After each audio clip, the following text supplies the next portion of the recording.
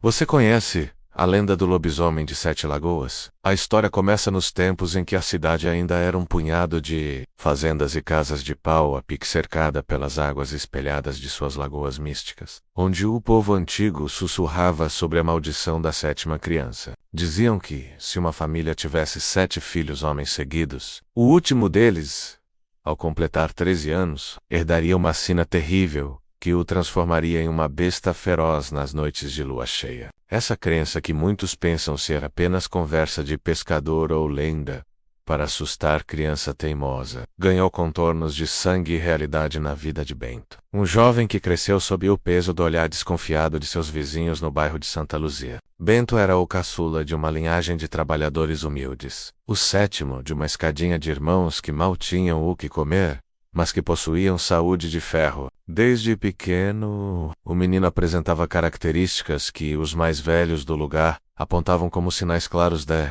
corrediça.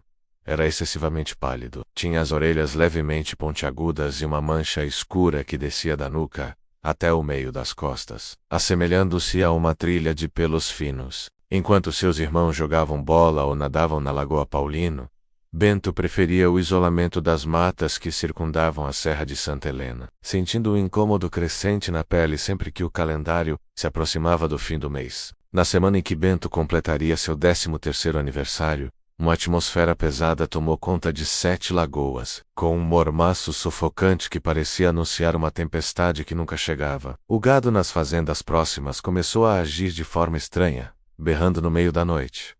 E os cães de guarda, geralmente valentes, escondiam-se debaixo das casas com um rabo entre as pernas. Seu pai, um homem de poucas palavras, chamado Sebastião, limpava sua espingarda velha na varanda, trocando olhares tensos com a esposa, que rezava o terço sem parar diante de uma imagem de São Jorge. Eles sabiam que a data fatídica estava chegando e que a natureza reclamaria o tributo de sangue daquela linhagem. Na noite de sexta-feira, sob uma lua cheia que brilhava com uma intensidade prateada, quase sobrenatural, o corpo de Bento começou a sofrer transformações dolorosas que ele não conseguia mais conter. Seus ossos estalavam como galhos secos se quebrando, e um calor insuportável queimava suas entranhas, forçando-o a fugir de casa em direção aos arredores da Lagoa da Boa Vista. Ele sentia uma fome que não era de comida, mas de uma energia vital que só o sangue fresco poderia saciar. Enquanto corria, suas mãos se tornavam garras e sua face se alongava em um focinho pavoroso, emitindo um uivo que ecoou por toda a cidade, fazendo com que os moradores trancassem suas portas com correntes e rezassem pela manhã. Um grupo de caçadores locais, liderado por um homem amargo que perdera ovelhas na semana anterior,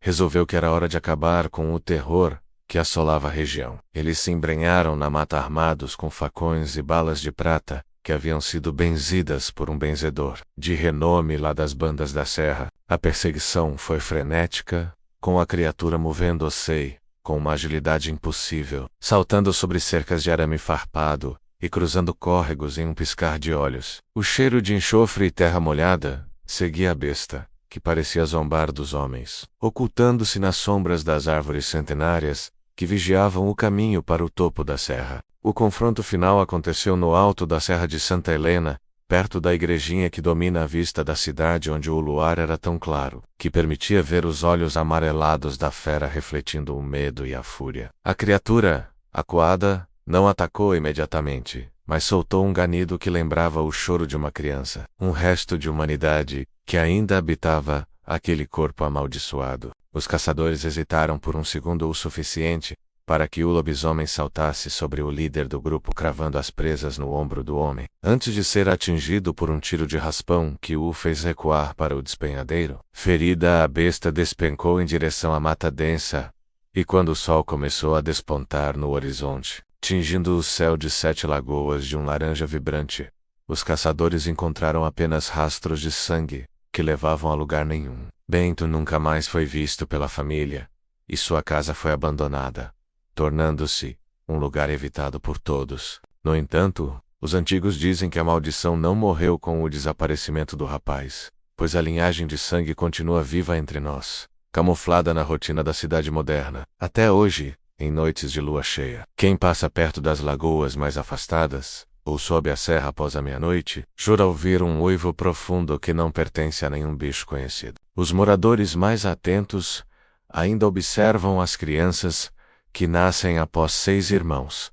procurando pela palidez excessiva ou pelas orelhas pontiagudas, sabendo que o ciclo de 13 anos pode recomeçar a qualquer momento. O mistério de Bento permanece como um aviso sombrio de que certas lendas não pertencem apenas ao passado, mas caminham ao nosso lado, esperando o momento certo para revelar sua verdadeira face sob a luz da lua.